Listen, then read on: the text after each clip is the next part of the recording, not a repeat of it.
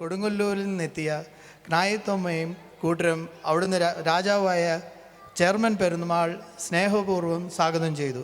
പിന്നീട് വ്യാപാര ആവശ്യങ്ങൾക്കായി ജലമാർഗം എത്തി നിന്ന് ഈസിയായ സ്ഥലങ്ങളിൽ കടുത്തുരുത്തി തൊടുപുഴ ഭാഗങ്ങളിൽ നിന്നും പോകുകയും മെല്ലെ മെല്ലെ കോട്ടയം ഭാഗങ്ങളിൽ സ്ഥിരതാമസമാക്കുവാൻ ചെയ്തു. കോട്ടയം റീജിയണിൽ നമുക്ക് 9 ഫെറോണയിൽ നിരവധി പള്ളിയും ഉണ്ടാവുകയും ചെയ്തു. ഈ കോട്ടയം തൊടുപുഴ പാലാഭാഗങ്ങളിലെ അച്ഛനന്മാർക്ക് എന്താ ഗ്ലാമറാണല്ലേ. ഈ ഗ്ലാമർ താരങ്ങൾ ഇവിടെ വന്നിട്ടുണ്ട്.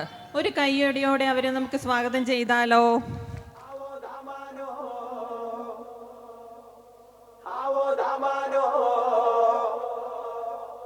How